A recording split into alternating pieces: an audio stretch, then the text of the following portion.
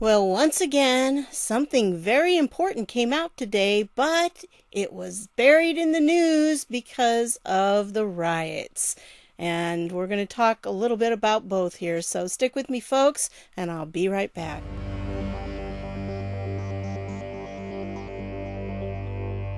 Hey everybody, this is Deb with Truthification Chronicles, and wow, I've got a lot of stuff to share with you today. So give me just a minute here to make an announcement, because Eric and I have been talking, and I found out that President Trump has a rally on Friday night at 9 o'clock in Virginia. So because he scheduled it at the same time I wanted to have my live stream, we're going to push back the live stream to 7 o'clock Eastern time, and that way we'll be done by the time the peaceful protest against stupidity starts.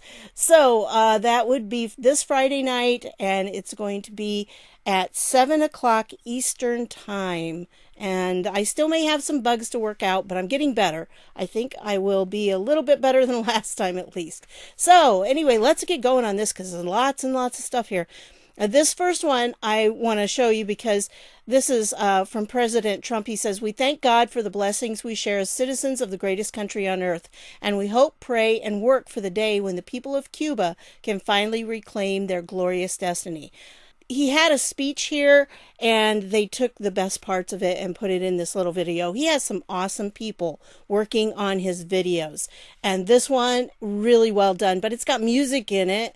So I don't want to get any, content issues on that, copyright issues. So I will leave the link down below for you to, you can watch it.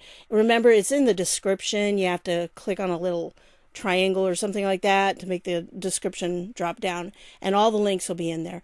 Then I wanted to show you some of these from Dan Scavino, because he, again, really great. Now this one, what I'm going to do is I'm going to play this one, but I'm going to mute it because it's all about Hunter Biden.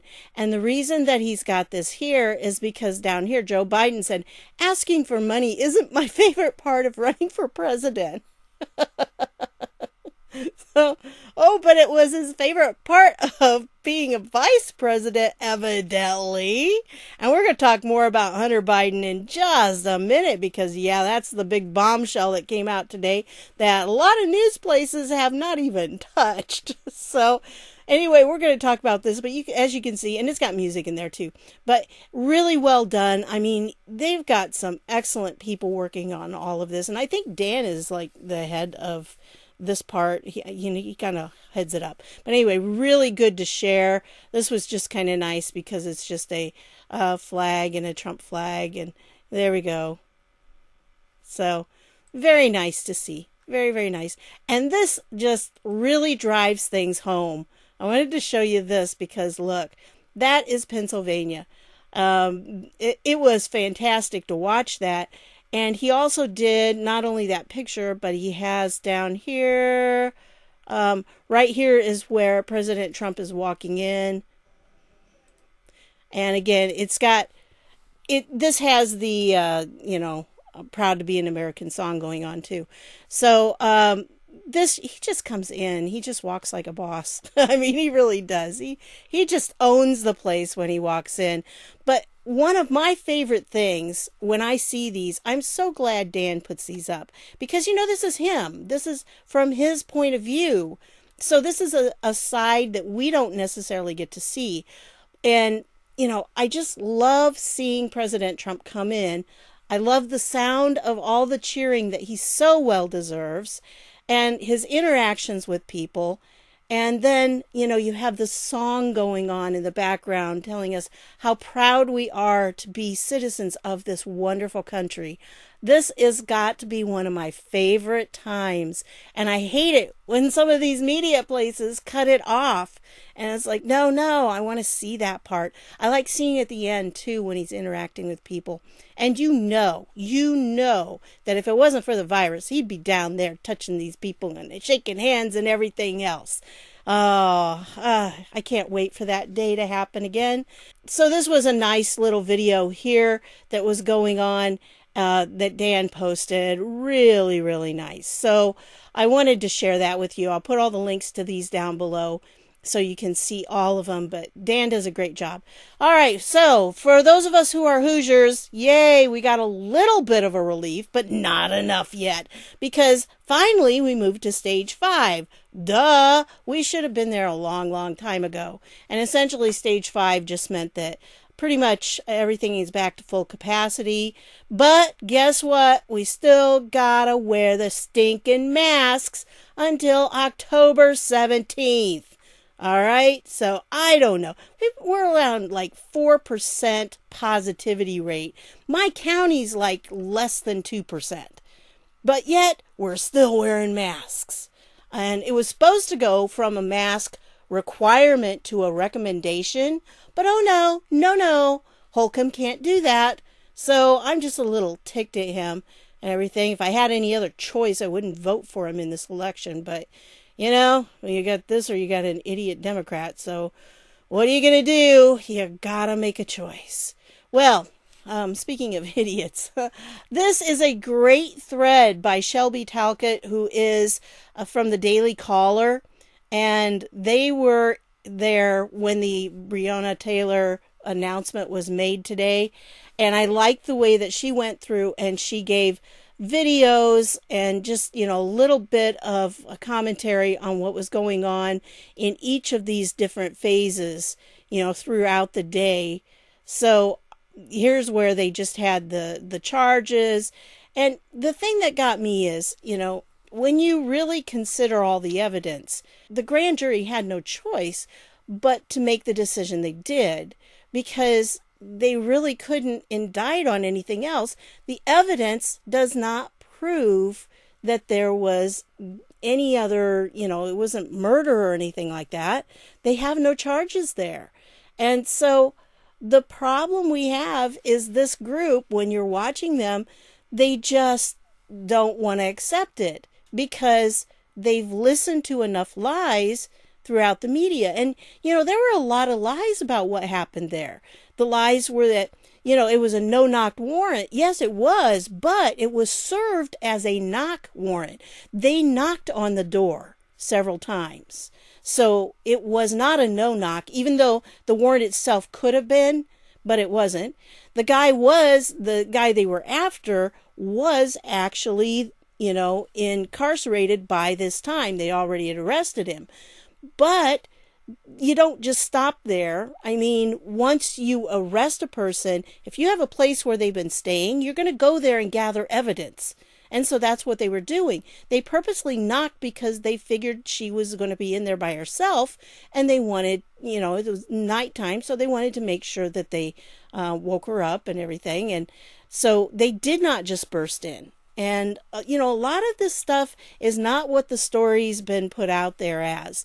And so, this really was, from the evidence I've seen, and this was justice being served. And these people are so upset because it wasn't what they wanted to have happen. And, you can't go with that. You've got to go with what the evidence says. And that's what the grand jury did. But of course, that's not going to be good enough. Nothing will ever be good enough because they want justice and they want it now. And what are they going to do if they don't get it? They're going to cause problems. And they even chant that later on. Now, it was very interesting here as she goes through. There were places where they were, and she displays it. She gives, a good side of it, but she also talks about the police, and the police at one point ended up saying that this is no longer, lawful. This is an unlawful assembly. So they were telling people, the police were there in mass, and they really did have a lot more control than we've seen in a lot of places. But check this out. Okay, look at this. Somebody's got a U-Haul here. These are the shields that they use to block things so they, are protected. So these are just the big banners. Who rented that U-Haul? Who brought this stuff there? And not only they're handing out other stuff, they have bottles of water, which they use later on as projectiles. And, it's very clear later on. Well, anyway, they were doing the same old thing, blocking everything, and here they were using them. There's another, actually, with this right here, I want to show you this one, because this one gets a different angle of that. He shows a little bit further over, and you can see him pulling out other stuff. And they have these smaller shields that they're bringing in. See these smaller ones too. That's somebody is funding this. This is organized. That didn't just happen, folks. That's not the way it works. So anyway, if you go back to this one, this was really good to go all the way through. And for the most part, there were some people there who were peaceful about it, but others weren't. Like this one, they were walking by the bus. They hassled the bus driver. Back at the back of the bus, somebody tried to get in the gas tank of the back of the bus. And, sometimes there was a guy who came out of this building and he had to walk quickly back inside and lock the door because they're standing out there. This is just kind of crazy. Here's another one where the guy was being pushed around, and you really need to look through these. It takes a little while to go through this thread because there's so many videos, but it's good to see what was happening. Now down here, see, at this point, the police had formed a line and they were chanting, "Move back, move back." And as you can see, they really had. But then down here, for the most part, they were like forming that line there.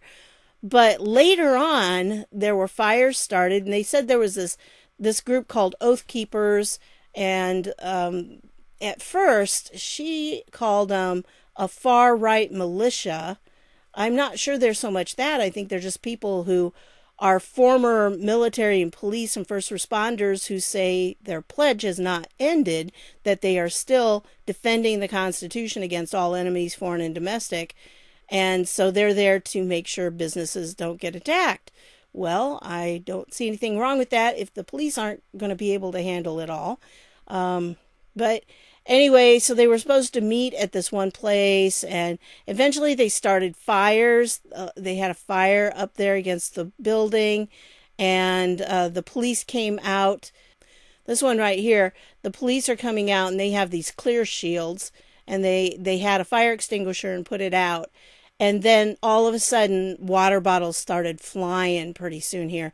Knocked them down. I don't know if they were ice or if they were just water, but they started being pelted by bottles of water. And you can see them. They end up bouncing off of here. One guy gets hit. See, there's an officer. He just went down because he got hit. See, they're tossing stuff at the officers. So that's what they got out of that U-Haul. I'm saying somebody needs to find out what that U-Haul, who hired that. Here they had some fireworks that they set off, and just, this is the whole thing. So I will, there was an alert that was supposed to be a curfew at 9 o'clock, and they started going through this tunnel, and then it sounded like shots or something. Everybody started running, and so anyway, this guy right here, he says, I guess everyone had off from work on a random Wednesday. And I said, well, probably because we're paying the unemployment for them. And you got to kind of wonder if the Democrats didn't go, we need people to riot, so all we do is we say you can't go to work. And then they'll all be in unemployment, and so they're getting paid to go riot. Yeah. That's what I think's been happening. But anyway, my opinion. Let's get into this because this is really what it's, part of what's fueling it. Not just the Breona Taylor thing, but this also because this is really what's ramping things up right now. And this Maggie Wise here says, this is about power. Right now, Republicans legitimately control the levers of power when it comes to filling a Supreme Court vacancy.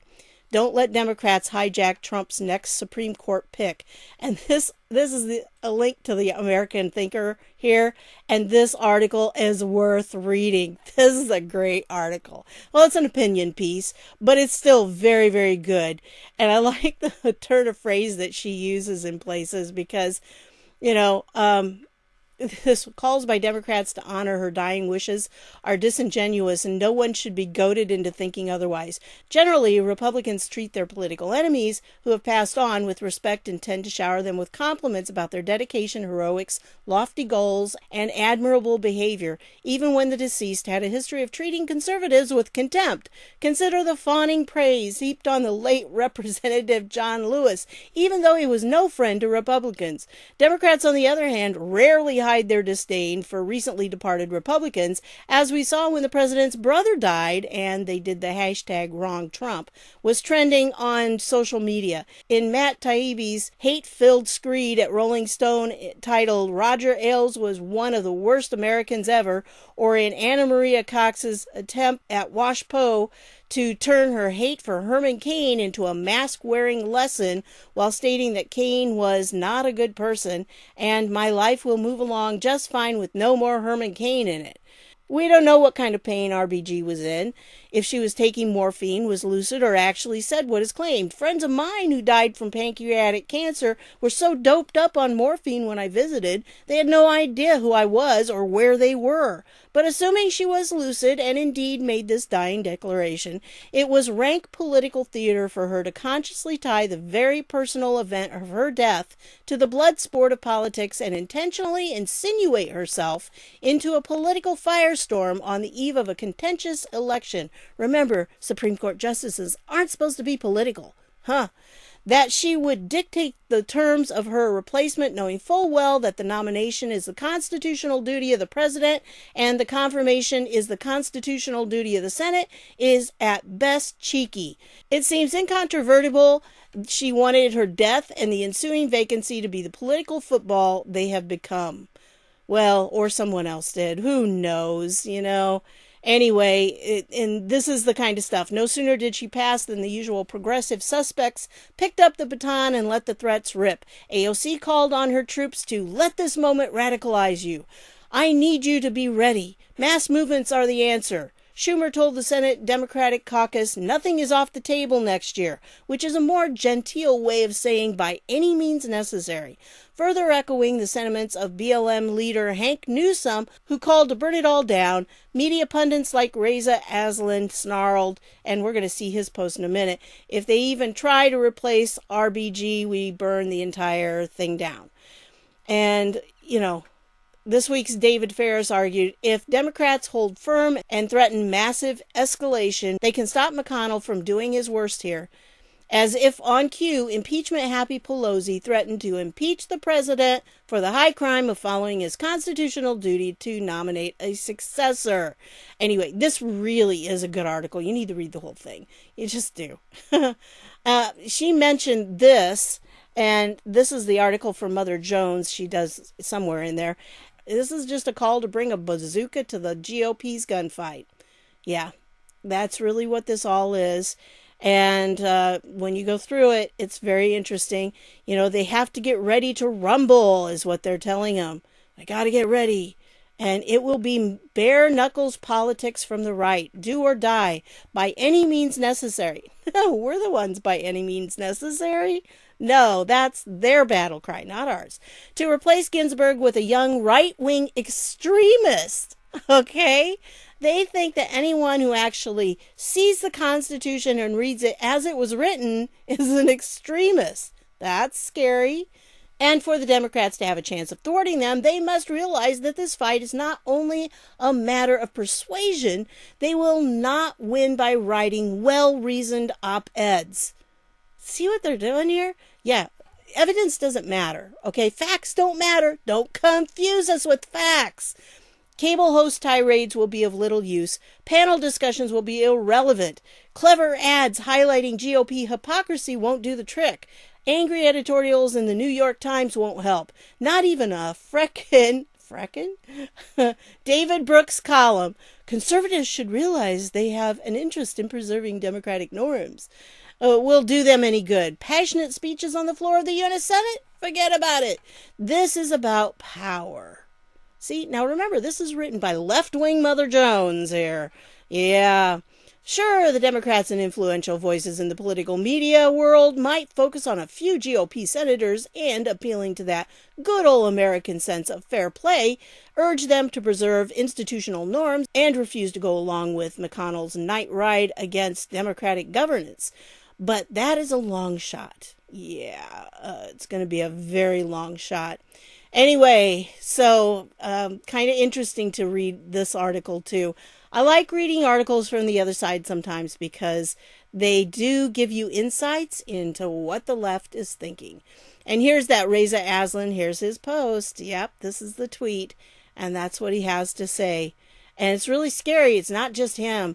There were actually, somebody had posted a picture that had probably, 12 or more different tweets from various people on the left that were saying similar things and were pretty nasty.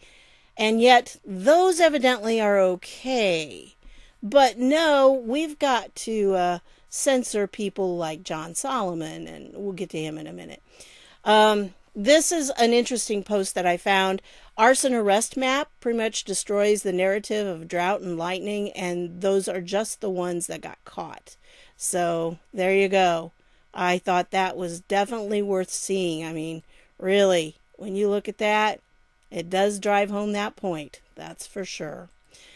And I want to remind you who we're fighting against, because remember this? This was back, let's see, when was this? It was September 16th. Not too long ago. I thought it was longer ago than that. But just remember that this bail fund promoted by Kamala Harris, well, guess what? It helped. Yeah, get him. So he's out of jail. That's the kind of person you want running around the streets, because there's her post. If you're able to chip in, there we go. That was the organization that let that guy go.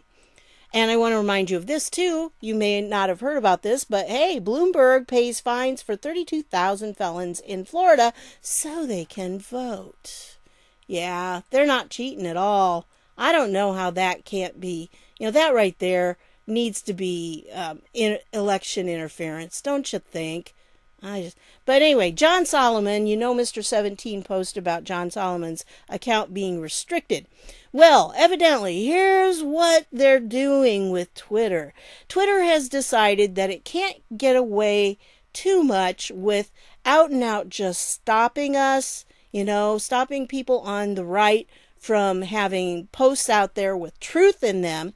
So instead, what they're doing is they are restricting the account temporarily because there's been suspicious activity on it. So they're claiming that something's going on behind the scenes that's a threat to people like John Solomon, who, by the way, is not a blue check. Really? Seriously? You don't have Solomon as a blue check? Oh, that's just sad. And you know what? Just the News is not a blue check either. So I think that's just pitiful. But that's how they work. And so anyway, John Solomon posts this, and guess what? He posts it, and what happens? Oh, he gets his account restricted. It is back to normal now, but, it's a way of just silencing. Just turn them off for a little bit, and then come on later on. So anyway, yes, Johnson has put out this bombshell Senate report. Well, it's not just Johnson, it's Grassley too.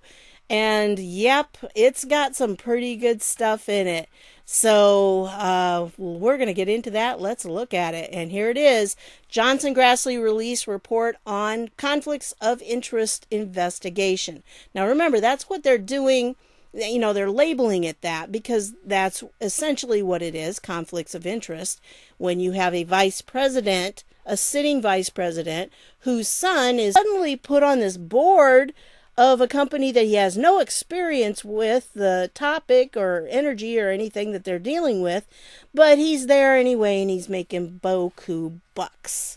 So that's what they've been looking into. And this is, kind of a write-up and an overview of what it is. And one of the major things you need to know if you haven't seen it, this goes through a lot of things. It ties them into several different people, both in Ukraine and Russia, and also some with China, although not so much with China on this one. But here is one of the major things you need to get from this right here. Hunter Biden paid non-resident women who were nationals of Russia or other Eastern European countries and who appeared to be linked to an Eastern European prostitution or human trafficking ring. Yes, folks, this is the bombshell. You remember, they call us conspiracy theorists, and they hope that that is going to just make everybody dismiss things we're saying. But guess what? It's no longer a conspiracy theory.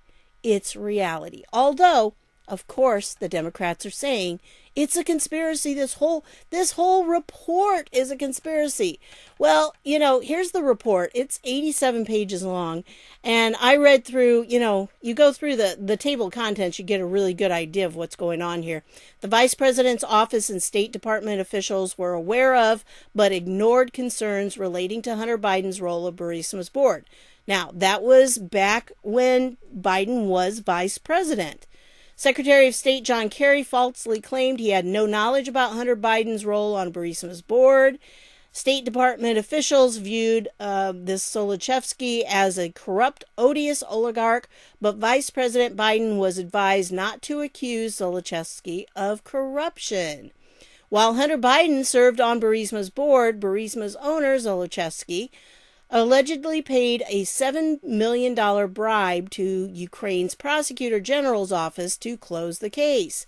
Hunter Biden, a Secret Service protectee while on Burisma's board, Obama administration officials, and a Democrat lobbying firm, and I did a report on this Democrat lobbying firm before. It's Blue Star Strategies. And so that's a really good video that has some insights into it, and we'll talk about the person in charge of that in just a second here. But yes, this lobbying firm had consistent and significant contact with former Ukrainian official Andriy Teleshenko. The minority falsely accused, that'd be the Democrats, falsely accused the chairman of engaging in a Russian disinformation campaign and used other tactics to interfere in the investigation. Oh, can we say obstruction there? I think that should be a charge, right? Hunter Biden's and his family's financial transactions with Ukrainian, Russian, Kazakh, and Chinese nationals raise criminal concerns and extortion threats. And you can go through and read the rest of this if you want to. Here is the evidence, okay? This is everything to support what they said in that document. Here's everything. I mean, they've got the exhibits. There's the final report that I just showed you. They've got interviews with these people. You remember Kent? Oh, yeah, he's back. He got interviewed.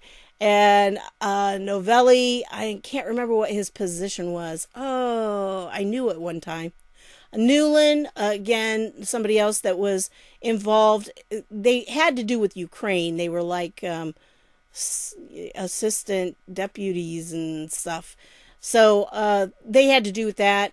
And then Pater here and Tramontano are the ones that were with Blue Star Strategies. And Tramontano used to be in the Clinton White House. I'm sure that shocks you, doesn't it? But anyway, I go over that in the other video. And this Pater is Karen Tramontano is the CEO and Painter is the COO.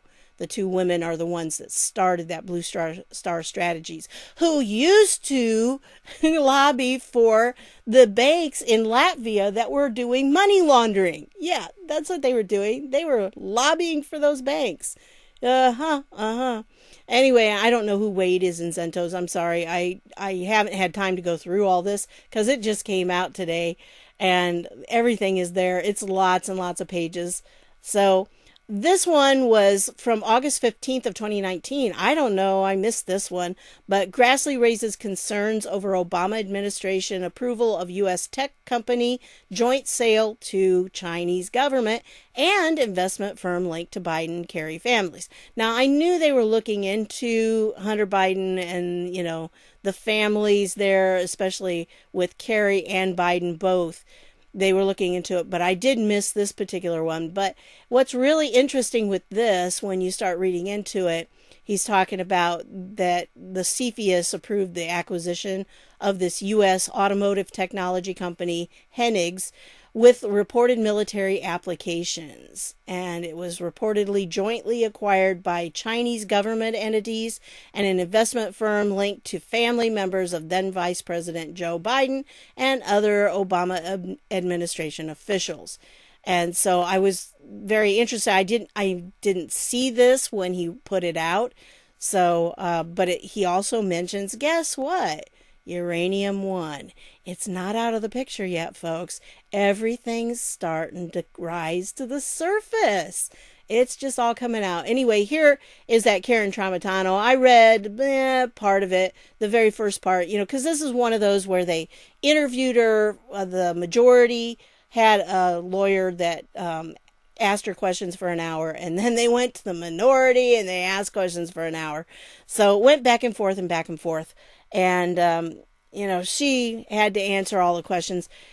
The part that I saw was not very revealing, but then they were just getting into the questioning. So, anyway, but that's the situation with that. And I can't help but wonder if the riots today and the timing of this announcement with, the indictments on the Breona Taylor thing, if that wasn't timed just to coincide with this being released. So, anyway, but this is something else that's being released because I told you it's going to be something every day at least. And this was yesterday, day before, I don't remember. Anyway, guess what? Devos is to be investigated for potential violation of ethics law. Oh, dun dun dun. And going back at the Hatch Act, they are all after the Hatch Act. Oh, and the Democrats are trying to put in this bill. Oh, I need to find it and tell you about it because it has in it things like they want to fine anyone who is guilty of the Hatch Act $50,000 if they're guilty of it. So I figured this was probably crew when I saw it, but it's not. It's not the organization. It just kind of says that it's this watchdog group, and they always say that they're bipartisan, but it's not. It is not. The watchdog blog, Checks and Balances Project, is who's behind this. And they claim that the remarks and dissemination of the video amounted to a coordinated campaign political attack on Mr. Biden. So, supposedly. And she was talking. She said, the complaint stems from an appearance by Ms. DeVos on Fox News this month when the secretary said Mr. Biden's pledge to abandon her school choice policies was shameful. She claimed that he had turned his back on the kids and turned his face in favor of the teachers' unions and its demands. So, yeah, they're claiming that that's a violation of the Hatch Act, and they're going after her for that. Here's the organization, Checks and Balances. And I went through, tried to find out, who's behind it all. And really the only connection I found was this Renew American Prosperity. And when you go to their site, who we support, the only thing it really mentions is Checks and Balances Project. And I tried to find out about them, who was part of it, and I haven't had time to look up the people's names that it listed. But it all kind of comes back to this organization, which is called TigerCom, and evidently they train these people how to use media and everything. And sure enough, Scott Peterson, executive director of Checks and Balances Project. So they're all like in this together. And this TigerCom is really green, green, green. I mean, that's all they talk about. And it's all for climate change. And, so they help people get clean, green values out there is what they call them. And you can go TigerCom. They have this TigerCom U grads typically go on to success in the workforce. And we frequently select the best TigerCom U participants for full-time work after graduation. So it's a PR firm, and it's very obviously left-wing because of this clean green values. And, it's like everywhere on their site. So, again, haven't really been able to trace them back to too many people yet, but I'm working on it, and I'll see what the guys on the board have come up with, if they've found anything. Sometimes they're better at digging than I am. They have a little more insight than I do sometimes. Sometimes I find stuff they haven't found, and sometimes they find stuff I haven't found. So we kind of help each other out, right? And my shout out for this one is a little bit different than a political channel. So not really a political channel, but she does have some stuff on here. And, she's just a small channel, but she follows my work and she is a real sweetheart. She sent me this really cool Donald Trump coin. So I wanted to give a shout out to her, say thank you very much, especially for her support and everything, because she's just been a very encouraging person. She's always on the comments and everything, saying nice stuff, and I've appreciated her. I really admire her for her strength and everything and her courage, because she's got some videos back here about this big black snake. Oh, the snake videos, just I'm not a snake person. I don't like spiders and snakes. So as the song goes, I'm not a snake person, and she seems to be okay with that. I would have just decided if the snake ventures into my domain, the snake has forfeited his life. But I do understand that they kill mice and everything, so that's a good thing around a farm. But anyway, I just thought I would give her a shout out because she's been such a sweetheart and everything, writing me encouraging notes and stuff. So I want to thank you so much there, and I want everybody to go to Featherbuck Farm and, subscribe to her and give her thumbs up and watch her videos. They're just fun and relaxing videos. I like watching them because it's a reminder that not everything is politics, right? So anyway, that's what I've got for you on this one. I want to thank you for stopping by, and I'll see y'all later.